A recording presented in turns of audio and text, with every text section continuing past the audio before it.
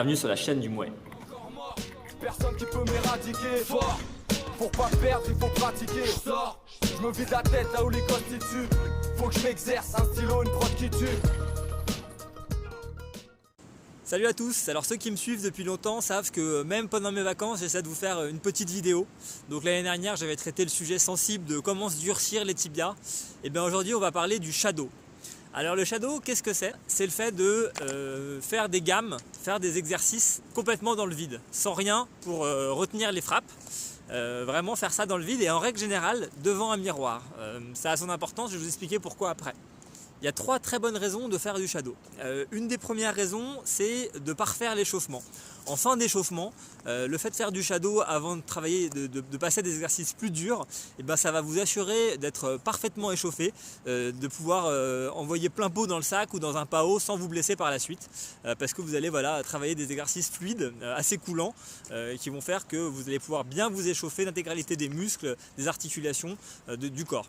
La seconde raison qui fait que le shadow c'est très important, c'est pour fluidifier votre boxe. Ce que vous envoyez en shadow, ça doit être ce que vous souhaitez envoyer par la suite en sparring. C'est-à-dire que la fluidité de votre boxe en sparring, elle va s'acquérir en faisant du shadow, dans le vide, en travaillant vos gammes, gauche-droite, jambe arrière, direct, crochet, genou, ce genre d'enchaînement de 3-4 coups. Le fait de les travailler beaucoup en shadow, ça va vous rendre assez fluide et du coup ça va vous permettre de les sortir avec le bon timing et faire des bons enchaînements après en sparring. Donc la toute première étape avant d'envoyer des enchaînements en sparring qui sont percutants et fluides, c'est de les faire parfaitement au shadow et de les dérouler sans aucun accroc au shadow. C'est-à-dire que vos appuis doivent être bons, vous ne devez pas perdre l'équilibre, vous devez terminer votre série de 2-3 coups et revenir parfaitement en garde.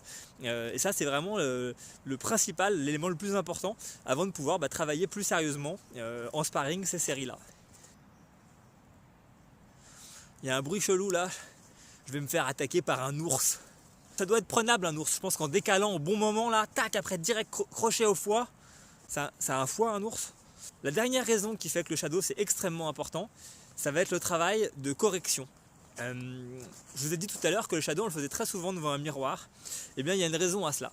C'est qu'en fait le shadow c'est un combat contre vous-même. Vous devez regarder le miroir quand vous exécutez votre gestuelle et vous devez être en mesure de voir s'il y a des failles, des trous dans votre garde, dans vos actions au moment où vous les déclenchez.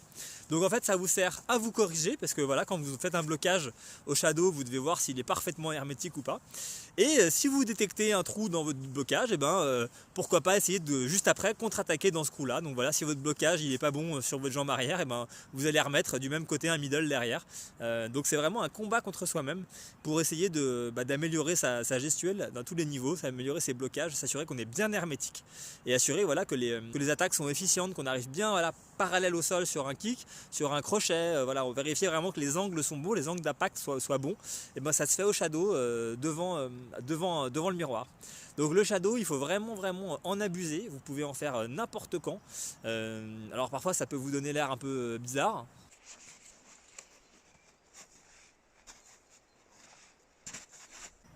On peut vous prendre un peu pour un fou de temps en temps, mais voilà, le shadow dans la salle de bain, tout le monde en fait, je vous rassure. Et il faut vraiment pas s'en priver parce que c'est un excellent exercice. Voilà, donc pour récapituler, c'est un très bon échauffement. Ça vous permet de fluidifier vos gammes, votre gestuelle pour ensuite la ressortir en sparring. Et ça permet ensuite évidemment de se corriger, de s'auto-corriger en se regardant devant un miroir. Voilà, c'est tout pour moi aujourd'hui. À très bientôt pour une prochaine vidéo. Prends tes potes et ton kawaii.